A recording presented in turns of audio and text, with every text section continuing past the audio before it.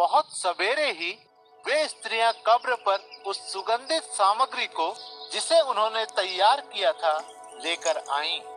उन्हें कब्र पर से पत्थर लुढ़का हुआ मिला, सो वे भीतर चली गई, किंतु उन्हें वहां प्रभु यीशु का शव नहीं मिला। जब वे इस पर अभी उलझन में ही पड़ी थी कि उनके पास चमचमाते वस्त्र पहने दो व्यक्ति आ खड़े हुए। डर के मारे वे धरती की तरफ अपने मुंह लटकाए हुए थे।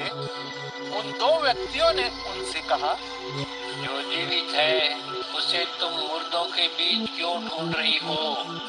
वह यहाँ नहीं है, वह जी उठा है। याद करो, जब वह अभी गलील में ही था, उसने तुमसे क्या कहा था? उसने कहा था कि मनुष्य के पुत्र का पापियों के हाथों सौंपा जाना निश्चित है, फिर वह क्रूस पर चढ़ा दिया जाएगा और तीसरे दिन उसको फिर से जीवित कर देना निश्चित है। तब उन स्त्रियों को उसके शब्द याद हो आए। वे कब्र से लौट आईं और उन्होंने ये सब बातें उन 11 और अन्य सभी को बताईं। ये स्त्रियां थी मरियम मगदलीनी, यूहन्ना और याकूब की माता मरियम।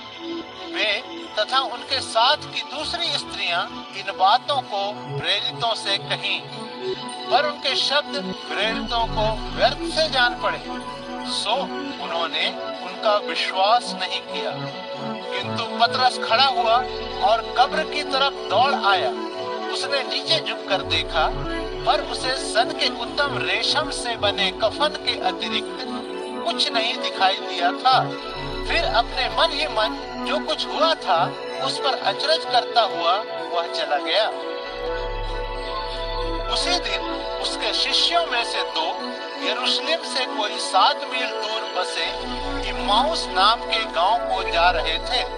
जो घटनाएं घटी थी उन सब पर वे आपस में बातचीत कर रहे थे। जब वे उन बातों पर चर्चा और सोच विचार कर रहे थे, तभी स्वयं यीशु वहां उपस्थित हुआ और उनके साथ साथ चलने लगा, किंतु उन्हें उसे पहचानने नहीं दिया गया। यीशु ने उनसे कहा, चलते चलते एक दूसरे से ये तुम किन बातों की चर्चा कर रहे हो? वे चलते हुए रुक गए। वे बड़े दुखी दिखाई दे रहे थे। उनमें से क्लियोपास नाम के एक व्यक्ति ने उससे कहा, यरूशलेम में रहने वाला तो अकेला ही ऐसा व्यक्ति होगा जो पिछले दिनों जो बातें घटी है उन्हें नहीं जानता। यीशु ने उनसे पूछा, कौन सी बातें? उन्होंने उससे कहा, सब नासरी यीशु के बारे में है। यह एक ऐसा व्यक्ति था जिसने जो किया और कहा वह परमेश्वर और सब लोगों के सामने यह दिखा दिया कि वह एक महान नबी था। और हम इस बारे में बातें कर रहे थे कि हमारे प्रमुख याजकों और शासकों ने उसे कैसे मृत्यु दंड देने के लिए सौंप दिया और उन्होंने उसे क्रूस पर चढ़ा दिया। हम आशा रखते थे कि यही वह था जो इजराइल को मुक्त कराता। और इस सब कुछ के अतिरिक्त इस घटना के घटे यह 3रा दिन है। और हमारी टोले की कुछ स्त्रियों ने हमें अचंभे में डाल दिया है।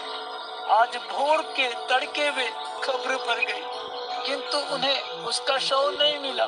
वे लौटे और हमें बताया कि उन्होंने स्वर्गदूतों का दर्शन पाया है, जिन्होंने कहा था कि वह जीवित है। फिर हम में से कुछ कब्र पर गए और जैसा स्त्रियों ने बताया था उन्होंने वहाँ वैसा ही पाया। उन्होंने उसे नहीं देखा।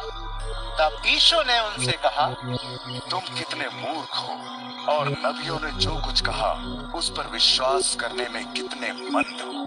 क्या मसीह के लिए यह आवश्यक नहीं था कि वह इन यातनाओं को भोगे और इस प्रकार अपनी महिमा में प्रवेश करे? और इस तरह मूसा से प्रारंभ करके सब नबियों तक और समूचे शास्त्रों में उसके बारे में जो कहा गया था उसने उसकी व्याख्या करके उन्हें समझाया।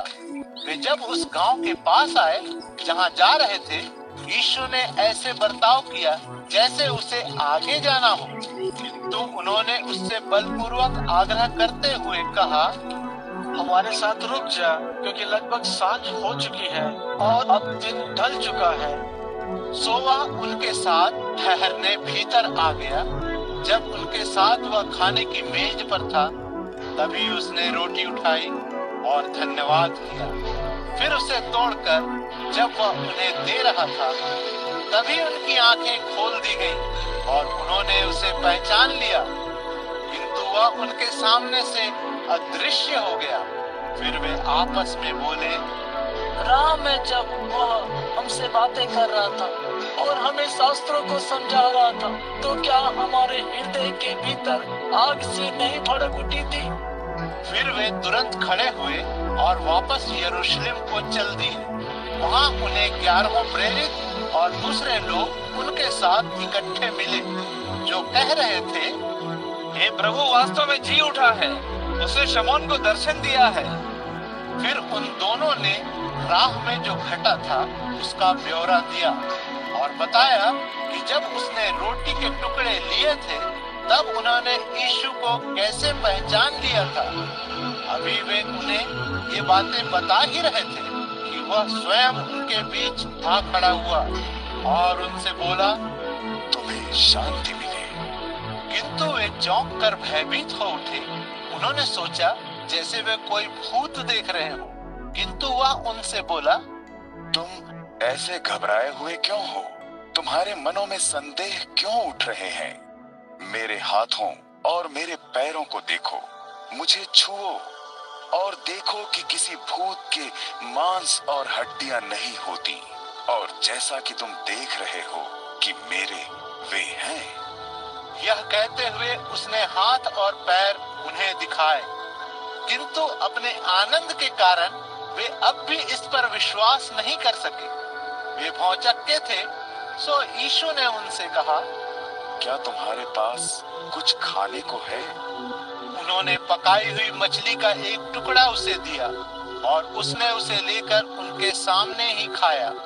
फिर उसने उनसे कहा, ये बातें वे हैं जो मैंने तुमसे तब कही थी जब मैं तुम्हारे साथ था।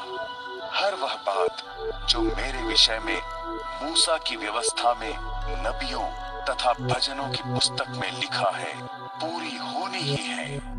फिर पवित्र शास्त्रों को समझने के लिए उसने उनकी बुद्धि के द्वार खोल दिए और उसने उनसे कहा, यह वही है जो लिखा है कि मसीह यातना भोगेगा और तीसरे दिन मरे हुओं में से जी उठेगा, और पापों की क्षमा के लिए मन फिराव का यह संदेश यरूशलेम से आरंभ होकर सब देशों में प्रचारित किया जाएगा।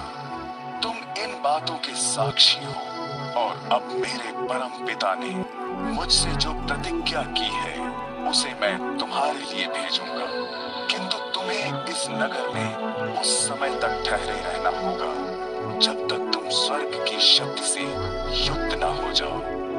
यीशु फिर उन्हें बैतनिय्याह तक बाहर ले गया और उसने हाथ उठाकर उन्हें आशीर्वाद दिया। उन्हें आशीर्वाद देते देते ही उसने उन्हें छोड़ दिया और फिर उसे स्वर्ग में उठा लिया गया। तब उन्होंने उसकी आराधना की और असीम आनंद के साथ वे यरूशलेम लौट आए और मंदिर में परमेश्वर की स्तुति करते हुए वे अपना समय बिताने लगे।